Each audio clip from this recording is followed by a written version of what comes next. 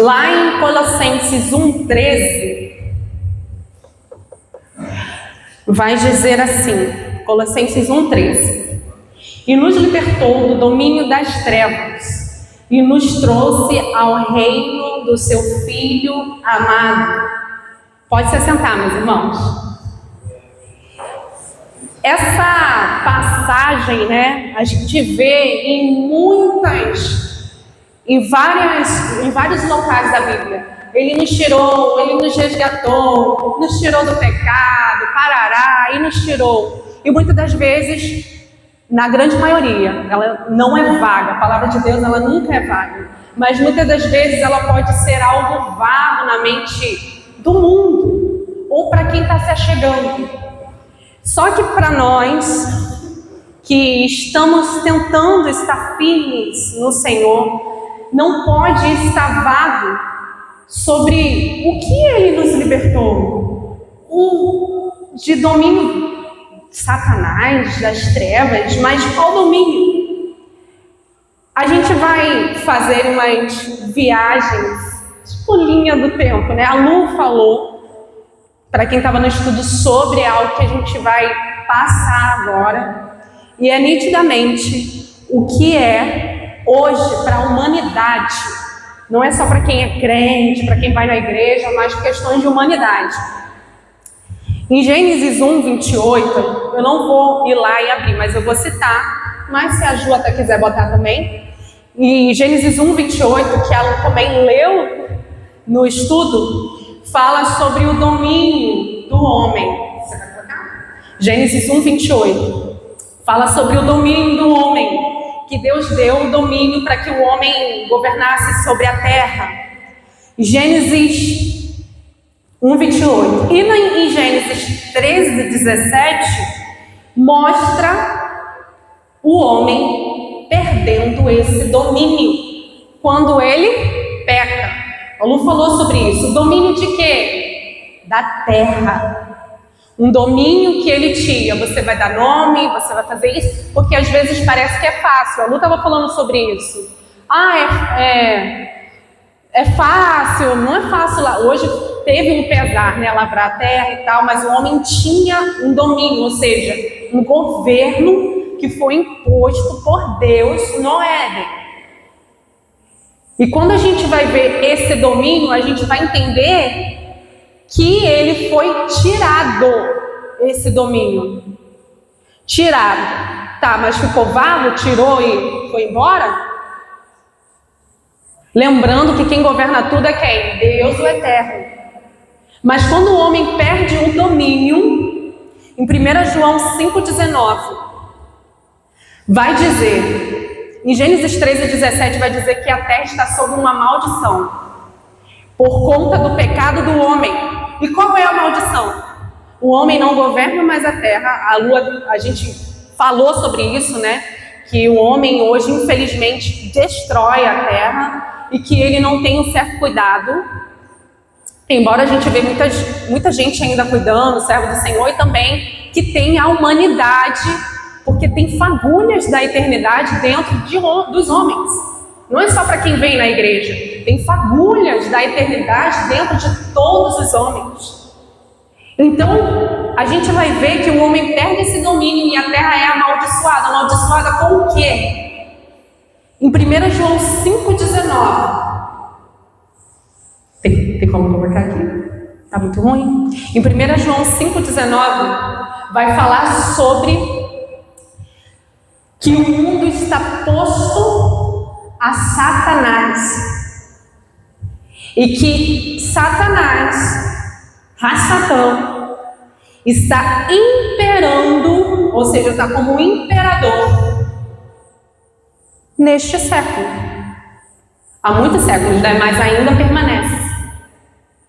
Então a gente pode partir do ponto que o homem perdeu o domínio para quem? Satã. O homem perdeu o domínio da terra para Satanás. E esse domínio da terra, olha só, você veio da onde? Nós viemos da onde? Da terra. Satanás ganhou direitos na terra. Por isso que ele faz toda a destruição que a gente vê. Lembra quando ele chega para Deus em uma certa reunião e fala: quero tocar em Jó. A gente vê, nossa, que audácia de Satanás chegar para Deus e pedir algo. Algumas pessoas vão achar que Deus se submete a essa reunião. Mas na realidade, Jó, assim como nós, faz parte da terra. Então ele tem alguns direitos de petições. Olha só, isso é bem profundo, hein? Sobre a humanidade, já que ela veio da terra. Porque nós não voltaremos para o pó, não diz isso a palavra? Não voltaremos para a terra. Então, quando nós vemos todo esse contexto, nós podemos chegar ao princípio, sim, de que o homem, ele perdeu e ganhou um Senhor. Ganhou não, né? Um Senhor que tem direitos sobre determinadas coisas da vida dele, por ele ser parte também da terra. E quando isso acontece, o que quer dizer? O homem morre. Essa morte que aconteceu é porque o homem se desligou da conexão. A gente estava conversando sobre isso, da conexão com Deus, da conexão perfeita que existia um com o outro no Éden. De tudo caminhadinho, porque a bondade de Deus, o funcionamento, o que é bom para Deus, no original significa funcionar. Então o homem para de funcionar. E ele passa a ser dominado, a que dominem sobre ele por conta de uma desobediência. Essa desobediência foi para o coletivo, segue até hoje. É ou não é? Pessoas que não conseguem se controlar, pessoas que estão sob o domínio realmente dos seus desejos, do pecado, sobre a lei, porque existe ainda a lei do pecado. E quando acontece isso, então a gente vai ver que esse domínio que o homem perde sobre a terra é uma defasagem que tem até hoje. E que se eu não me atentar para isso, eu vou ser dominado por esse imperador que rege o dia de hoje. E eu quero, esse é o nosso estado de hoje, né? Alguém que perdeu o domínio. E se eu pudesse dar um título para isso que nós estamos falando, eu poderia dizer que é luz para quem perdeu o domínio. Lá em Levítico 25, isso vocês podem ler em casa, mas a gente vai falar sobre ele. Fala sobre as leis de resgate da terra. Que o que nós temos como promessa é que as leis do Senhor vai se aplicar no tempo do retorno do Messias. E essas leis de resgate da terra, ou seja, o homem poderá ter o resgate da terra se ele cumprir 3 questões. Uma das 3. Uma seria trabalhar, isso são leis do Senhor, tá? Está lá em Levítico 25. Não é lei que não é para cumprir, não. É sim. Ele não é alguém que escreve, esquece essa lei. Não, ele cumpre o que ele escreveu. Aqui, o que ele botou como lei. Levítico 25 vai dizer os 3 formas de resgatar. Primeiro, trabalhar e pagar o que perdeu. Essa é uma preferência de resgate, tá? Quem perdeu a terra tem direito, se ele tiver o dinheiro, primeiro o resgate é dele. E hoje, como é que a gente pode pagar isso? Para a gente conquistar as terras, conquistar esse domínio novamente. Se a gente cumprir as leis que nos cabem. São 613 leis. Você pega aquilo que você que cabe a você e é só seguir. E aí? Será que dá? Na verdade, meus irmãos, a pergunta é: quais leis? A gente vai conversar nesse ponto. E muita gente fala que Jesus cumpriu todas as leis. Não, ele cumpriu as leis que ele cabia seguir. Aí a gente vai ir lá no passado não, né? Nas leis de Deus, e nós vamos para Jesus. E o que Jesus fez quando ele esteve aqui? Cumpriu as leis que ele cabia. Opa, peraí, alguém trabalhou? Tá bom, vamos andar um pouquinho. Jesus, ele cumpriu o que ele cabia. Lembra que Jesus, ele diz que ele veio cumprir a missão de quem? Do Pai. Então a gente vai vendo ele cumprindo leis. Trabalhou para pagar alguém que perdeu algo, né? A segunda, esperar um ano de jubileu. Em Levítico 25:9 vai dizer sobre a trombeta que vai tocar quando isso acontecer. Quando o Messias retornar, o que vai acontecer? Toque de trombeta, chofar, alarido. A gente vai ver isso em uma promessa, em que vai acontecer. E a terceira parte é parente remidor. Alguém que chega do nada, paga o preço para você da terra, desse domínio, e devolve a terra para você, e você volta ao seu domínio. E aí, digam para mim, quem é esse que pagou o preço? Ele cumpriu os 3 requisitos.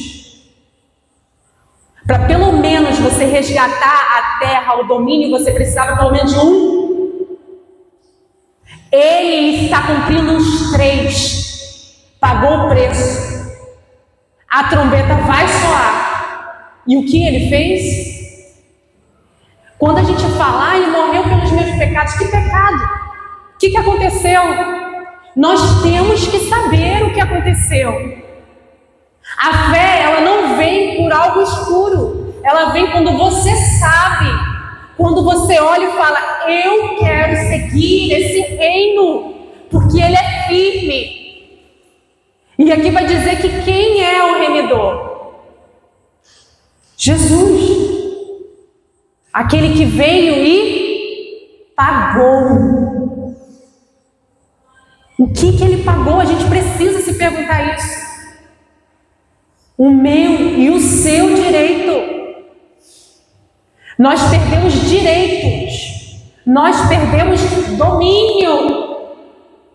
Veio um parente do nada e pagou algo que você não sabia que estava devendo, que eu não sabia que estava devendo, a ponto de muitos ainda não saber o que estava devendo e o que está ainda em xeque. Viemos da terra e agora a gente vai ver a diferença entre um imperador. Sobre esse império, acabou nossa linha aí do tempo. Essa viagem, só para a gente se localizar. Então agora a gente consegue se conectar e dizer, Jesus realmente é o remidor. É alguém que pagou o preço por algo que eu não sabia que eu estava devendo. Ao eterno. Lembrando, gente, que o eterno, ele é soberano. Ele está acima de tudo e de todos. E a gente pode dizer sobre a direita de Deus e a esquerda. E a gente não está falando sobre nomes políticos. Mas ele que dita as regras para os 2 lados dele. A Bíblia fala sobre a destra e a esquerda dele. Ele que dita as regras. E precisa cumprir. A humanidade, existem leis humanas. Mesmo você não estando na igreja, você sabe no seu íntimo e no seu coração o que deve fazer e o que não deve. Você não se envolve com pessoas da sua família com maior intimidade, isso é lei de Deus. Você sabe que não pode roubar, você sabe que não pode agir contra a vida do outro, isso é lei de Deus na humanidade. Então isso está fixo no nosso coração. Só que aí vem o imperador deste mundo. Satanás, que ganhou o direito que Adão, aquele que nos antecede, desobedeceu e abriu mão, perdeu. Vamos falar sobre esse imperador. O império, ele rouba, ele impõe. Você pode pesquisar, quem gosta de história vai falar sobre isso. Ele rouba, ele põe, e tem algo forte em um imperador. Ele tira a dignidade do povo. Tem uma história que você pode pesquisar, é Prima Noite. Essa história diz o seguinte: quando o imperador chegava em uma festa de casamento, ele que tinha a primeira noite com a noiva. Há relatos, isso são pesquisas, tá? Há relatos que as noivas se jogavam ou tiravam sua vida porque não queriam aquilo. Então, quando o imperador chegava em uma festa, as pessoas sabiam que ele iria bagunçar aquela festa, que ele iria fazer o que ele queria, ia bagunçar com todo mundo e depois ir embora. Pronto, ele impõe, pô, é isso que eu quero. E esse império das trevas, não adianta mudar os nossos governantes, que nós estamos, que a gente vem para o mundo de hoje. Os nossos governantes, não adianta mudar o nome, como até o pastor falou aqui. Não adianta mudar o nome. Infelizmente, nós estamos em um momento de império, em que dita as regras não é os nomes que nós conhecemos, mas é algo espiritual. E esse algo espiritual tira a dignidade do povo. Não é isso que nós estamos vendo? Não adianta o nome que estiver lá, a dignidade do povo já foi para o ralo. Lembrando que a gente não está falando de nome. E sabe qual é o maior empecilho hoje para o meio nosso mesmo, daqui do nosso contexto? Eu não quero falar sobre política. Política é ruim. Colocaram isso na sua cabeça. Mas saiba que Jesus, o Messias, ele é o maior rei que a terra já viu e verá. E agora nós vamos falar sobre o reinado. O que é rei? O que é reinado? São organizações, são regras, é dignidade para o povo, é vida, é bênção.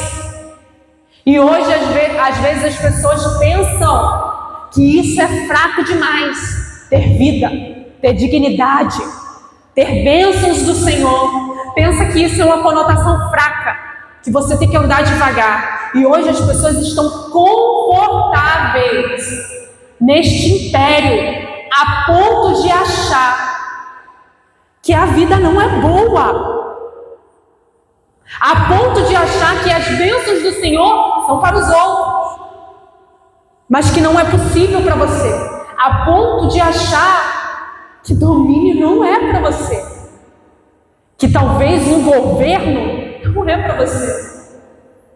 Não se preocupe, tá bom? Isso é a forma em que... Se preocupe, claro, mas a grande massa está assim.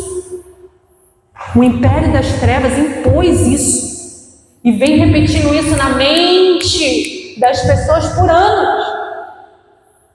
Sem dignidade, você não vai governar, você não vai dominar, você não tem domínio sobre os seus sentimentos, você não tem domínio sobre as drogas, você não tem domínio sobre a prostituição, você não tem domínio sobre o seu desejo, você não tem domínio, pronto, morre, se mata. Não é isso? Eu não estou falando de talvez grandes coisas, dinheiro. Bora lá. Você ter domínio na sua casa, domínio sobre os seus sentimentos, já é uma vitória muito grande. E esse império das trevas impõe que você não tem domínio sobre isso. Quer sentir? Sente. Seja feliz. Faça o que você tiver que fazer. Muito chato ler. O reino, não, tem que ler, tem regras. Faz isso não. Em Lucas 19, vai dizer algo. depois vocês também podem ler. O rei vai embora. Jesus, ele fala sobre parábolas. E nas grandes parábolas que ele fala sobre reino. Lucas 19, o rei vai embora e deixa as minas. E fala que os seus servos precisam fazer crescer a mina que ele deu. E quando ele voltar, coroa e governo de cidades para as pessoas que fizeram crescer as minas. O que ele está dizendo? Eu vou embora por um determinado tempo. Eu vou deixar uma mina, vou deixar algo valioso. O que é valioso? É o reino, gente. E ele tem aqui. Se você não esmiuçar, se você não for pesquisar, porque muita coisa foi mudada aqui pelos romanos, Babilônia, somos escravizados. Se a gente não for atrás, nós vamos ser pegos por esse mundo das trevas que está com o imperador. Então aqui vai dizer que se ele te deu algo, para que você, quando ele te dá algo, quando você entende isso, ele me deu algo, esse algo eu tenho que fazer multiplicar. E como que eu faço isso multiplicar? Quando eu tenho um entendimento do que é reino. Quando eu entendo que eu preciso estar e eu não preciso praticar para estar. Quando a gente fala sobre reino de Deus, as pessoas ficam loucas. Eu quero dar comida, eu quero dar casaco, eu quero dar isso, porque agora eu sou do reino de Deus. Se você começar a ler e falar, Senhor, eu quero entender o que é isso. Deus não pediu para você fazer nada.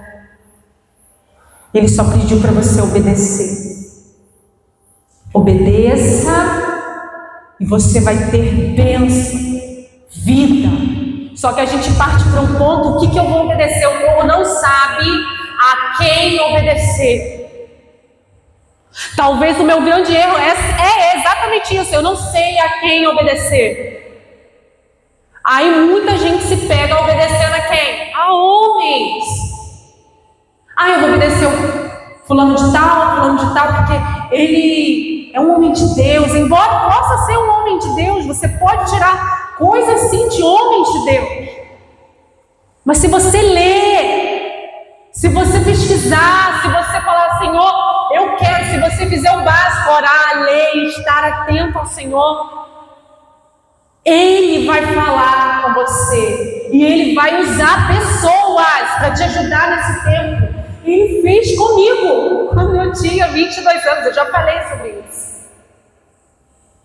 Em Apocalipse 20, diz sobre um reino em um determinado tempo, em que se você se manter firme nisso, no reino, e falar, não, eu escolho o reino de Deus, e eu vou me intensificar nisso. E quando a gente fala sobre o reino de Deus, a gente vai entender que a salvação, santificação, ela só é o início. Você pode parar na santificação e quando o Senhor retornar, ser salvo? Pode. Tudo bem. Só que não é só isso. O reino de Deus, ele não para na santificação. A salvação, ela vem pela santificação, que é um processo de santidade. E depois desse processo, você começa... O que é a santificação? Eu começo a aceitar e a entender que eu tenho um Redentor.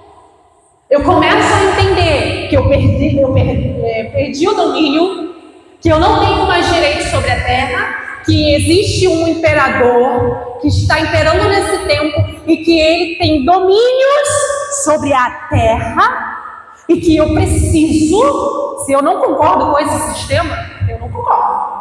E acredita, se vocês estão aqui, vocês não concordam com esse sistema babilônico, romano, em que impõe, em que tira a dignidade do povo. Se eu não concordo com isso, como é que eu me imponho?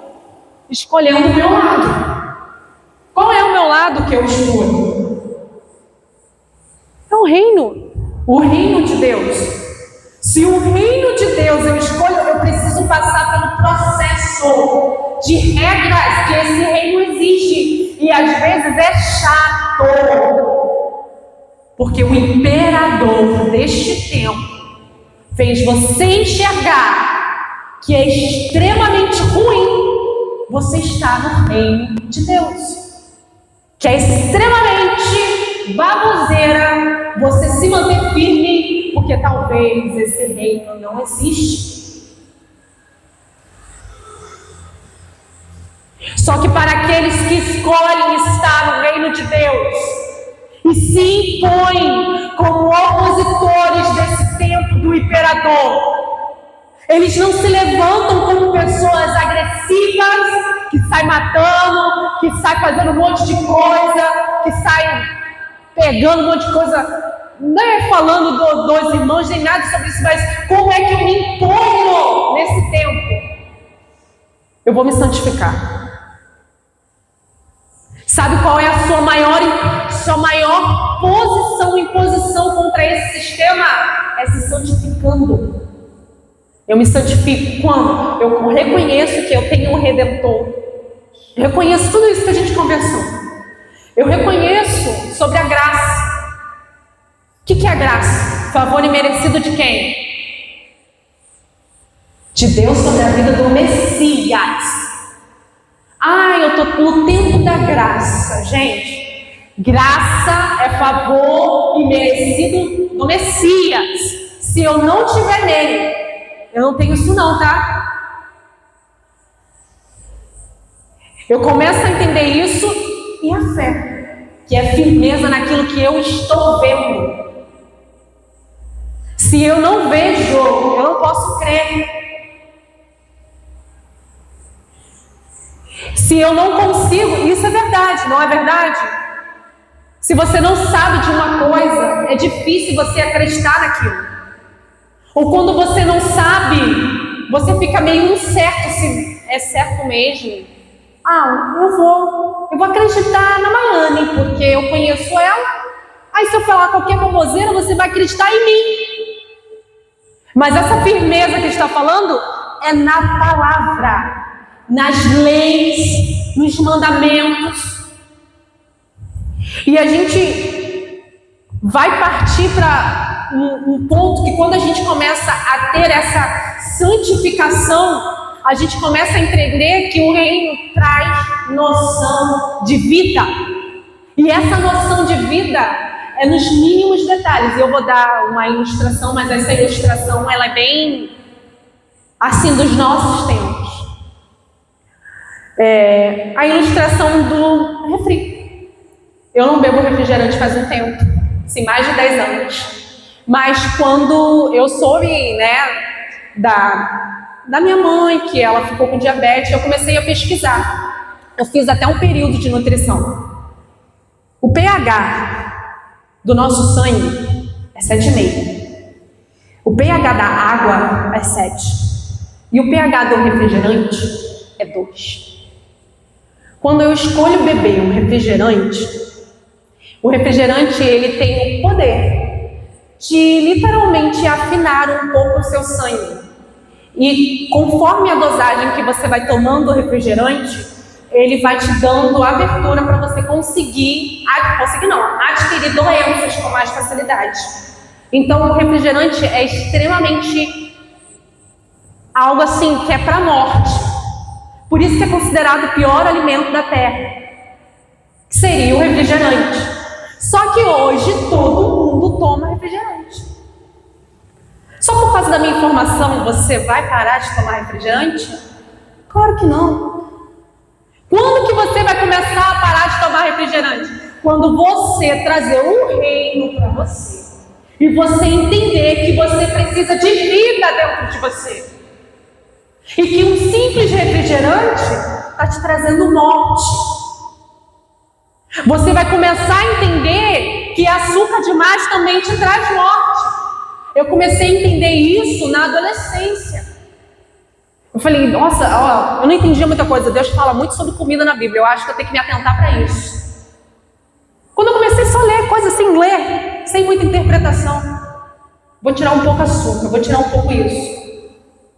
Só que isso para os dias de hoje é baboseira. Eu não estou falando que agora você tem que parar de tomar refrigerante, o seu bolinho, nada disso. Mas se você for comer ou beber, beba com consciência, sabendo que você quer aquilo. Que hoje as pessoas, você vai, é como se fosse uma criança. Ah, só tem isso, eu vou beber mesmo. Eu já conversei com pessoas que não conseguem parar de beber e falam, eu vou beber o quê? Aí eu, gente, água! Água que tem um pH semelhante, próximo ao seu sangue, que te traz vida. Por isso que fala que do trono de Deus corre água. Gente, então, tá vendo essa simples ilustração? Quando a gente começa a ler a Bíblia, começa a se intensificar, a querer vida, a gente começa a se voltar para o reino de Deus e falar assim, não, eu preciso mudar isso. Só que vocês conseguem entender que isso não é algo específico, só para o povo da igreja, só para os irmãos. Não, é algo para a humanidade. Você vê pessoas, tem pessoas melhores do que nós, que estão correndo, parando de beber refrigerante, uma vida estão melhor do que eu e você. O que ele está fazendo? Seguindo leis de vida, leis alimentares. Se a gente vem da terra, é simples, é só comer coisa da terra. Então a gente começa a identificar e a tentar, a partir desse olhar aqui, o que eu vou escolher? Em Apocalipse 5, porque o Messias, ele foi digno, ou seja, ele mereceu. Lembra que a gente falou sobre o Redentor? Ele, que é digno de abrir os selos e tomar as terras novamente, como estávamos falando no estudo, porque ele foi digno. Lembra das 3 leis do resgate? Ele cumpriu as 3, não uma, mas as 3. Apocalipse 5, do 7 ao 10 vai dizer assim: veio, pois, e tomou o livro da destra do que estava sentado no trono. E quando ele tomou o livro, as 4 criaturas viventes, os viventes, as 4 anciões, se prostraram diante do Cordeiro. Cada um deles tinha uma harpa e incensários de ouro cheios de incenso. Quais são as orações dos santos?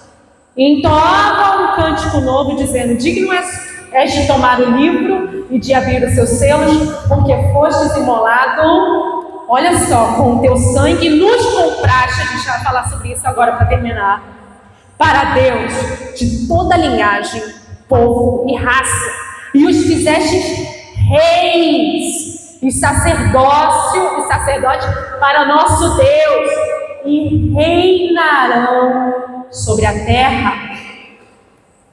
Olha o que está dizendo, que aquele que é digno, ele vai pegar o livro, vai abrir, vai fazer toda a questão e vai nos trazer de volta o quê?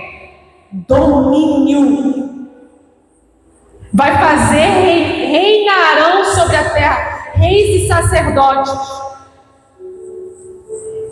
Lá em Oséias, meus irmãos, e a gente vai entrar nessa linha de raciocínio para terminar, vai falar sobre uma prostituta.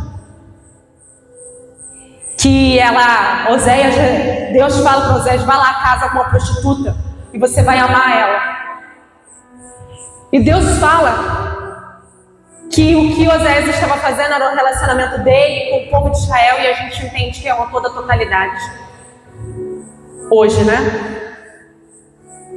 E quando aquela prostituta ficou velha, porque ela foge, ela faz um monte de coisa, trai ele, ela fica velha, ela é vendida como uma pessoa sem preço, não tem nada a oferecer, ninguém quer comprar ela não tem nada, ela não sabe do que ela pode fazer, ela está perdida.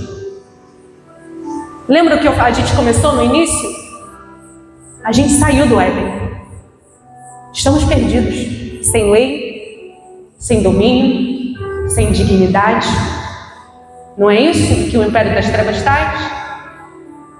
Sem governo, sendo dominado. Mas Oséias vai dizer que quando ela estava nesse estado, Deus falou para Oséias: vai lá, paga o mais alto preço e volta com ela para sua casa. Meus irmãos, esse é o retrato de Deus e o seu povo. O amor dele não é um sentimento, e ele nos ensina o que é amar. Amar não é um sentimento, você é bonzinho, eu vou te amar. Mas amar é um comportamento que uma pessoa tem com você. Deus estava mostrando como era o amor dele para o povo que traiu, o povo que não tinha mais preço nenhum. E esse povo é eu e você. Um povo que não tem dignidade, um povo que não tinha dignidade, um povo que estava lá, ninguém queria acompanhar, pisoteado. A lei do pecado estava vencendo, você nem sabia disso. Fadado ao fracasso, morto e pronto, e acabou. Para ser jogado nos vícios. Só que o que Deus fez com o filho? Filho, você quer ser digno? Vá lá. Você vai pagar o mais alto preço. Traz eles para mim. O que o Messias está fazendo nesse tempo? Porque parece que ele foi e está de boa. Estou de boa, só esperando meu tempo. Quando ele retornar, as suas vestes estão salpicadas de sangue, porque ele está trabalhando. E Isaías vai dizer que ele vai retornar e vai ver o fruto do seu penoso trabalho, porque ele está trabalhando. Porque, como foi dito, esse ambiente de terra vai voltar ao domínio de quem é aquele que pagou. Ele tem o direito do domínio. E quem estiver com o Messias estará reinando em um tempo determinado. Só que esse tempo você precisa se encaixar hoje. A plenitude vai ser só lá, não sei quando. Não é hoje. Se você está no reino de Deus, você vai se comportar como Deus se comportou. Na figura ali de Oséias, mostre o seu amor para com o outro. Se comporte como alguém que é do reino de Deus. Você quer mostrar realmente o seu amor para a humanidade? Se comporte como alguém que faz parte do reino de Deus. Quando Oséias comprou ela e se comportou, ela começou a amar e a obedecer. Quando o Messias obedeceu o Pai, quando Deus mostrou o seu amor, nós começamos a entender que precisávamos amar. Se eu amo o eterno, eu sigo as suas leis e passo adiante. Se isso não for uma base para que você possa escolher, escolha bem. Temos aqui pessoas que eu encontro facilmente aqui, e temos irmãos que eu estou vendo a primeira vez. Escolha qual lado que você vai estar. Se é para o imperador, então permaneça. Mas se é para o reino, você precisa partir do ponto de santificação. Senão ninguém vai ver a Deus. E Deus fala sobre isso. Ninguém pode esconder isso de você. Se você não se posicionar como um opositor desse tempo do imperador. Tem pessoas que estão se posicionando. Tome a sua decisão. E se estabeleça naquilo que você decidiu. Amém? Que Deus fale melhor aos corações dos irmãos.